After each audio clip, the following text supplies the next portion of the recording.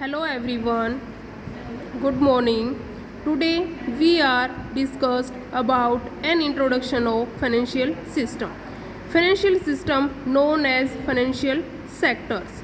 It includes individual, companies, market and governments.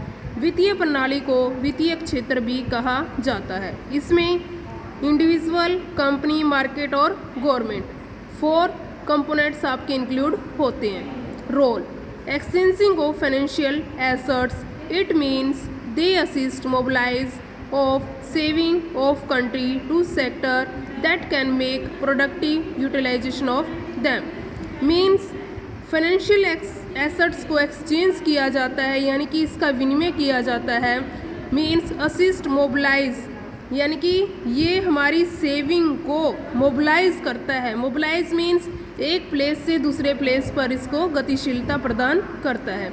यानी कि हम अब सेविंग करते हैं, उसके बाद उस सेविंग को कहाँ ट्रांसफ़र करेंगे? इन्वेस्टर क्षेत्र में इन्वेस्टमेंट करेंगे उसको, ठीक है. और उसके बदले में हमें क्या मिलेगा? As a interest. Okay. Next है financial system. Financial system means saving का क्या किया हमने? इन्वेस्टमेंट की. उसके बाद इंक्लूड्स, और साथ में आपके फाइनेंशियल सिस्टम में इंक्लूड होता है money, credit and finance. Mainly आपका जो फाइनेंस है वो एक तरह से मार्केट की रीढ़ की हड्डी माना गया है. विदाउट फाइनेंस आपकी जो फाइनेंशियल सिस्टम है वो एज ए एक तरह से मान के चलो, जैसे कि हमारी बॉडी में ब्लड की ज़रूरत होती है, उसी तरह आपकी मार्केट में फाइनेंस की ज़रूरत होती है. विदाउट फाइनेंस आपकी मार्केट कोई भी काम नहीं कर सकती. मनी है आपका, ये 3 चीज़ें आपकी इंक्लूड होती है. कहाँ इंक्लूड होती है? आपकी मार्केट में. फाइनेंशियल मार्केट, इन 3 चीज़ों से मिलकर आपकी फाइनेंशियल मार्केट बनती है. मनी का क्या रोल होता है?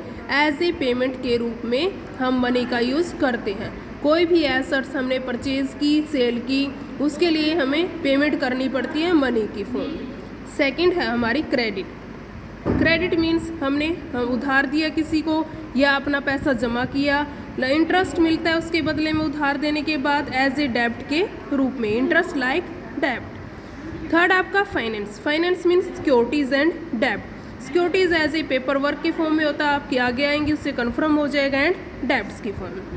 नेक्स्ट है economic development depends good financial system. किसके ऊपर डिपेंड करती है? गुड फाइनेंशियल सिस्टम के ऊपर आपकी इकोनॉमी डिपेंड करती है. यानी कि एक तरह से फाइनेंशियल गुड बेटर, आपका जो गुड है फाइनेंशियल सिस्टम अगर गुड है तो आपकी इकोनॉमी क्या होगी? डेवलप करेगी. नेक्स्ट डेफिनेशन गिवन है आपकी, the financial system is the system that allows the transfer of money between savers and borrowers. आ गया ना, इधर क्या बोल रखा है इसने? वित्तीय प्रणाली वह सिस्टम, यानी कि वह प्रणाली होती है जो कि मनी को ट्रांसफ़र करता है. कहाँ?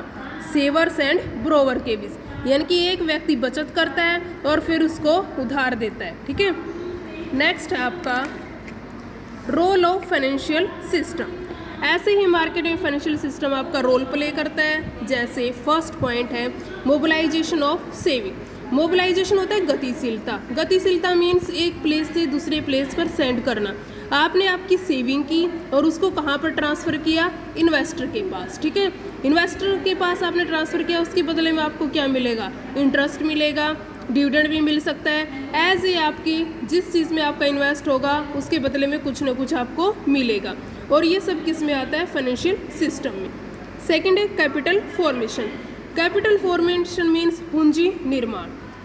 पूंजी निर्माण आपका होता है, किससे होता है? फाइनेंशियल सिस्टम में जब आप पैसा भेजते हो, सेव करते हो, उसके बाद कहाँ इन्वेस्ट किया जाता है, उसके बदले में आपको इंटरेस्ट मिलता है. इससे आपका क्या होता है? मनी इंक्रीज होती जाती है और आपका पूंजी निर्माण होता है.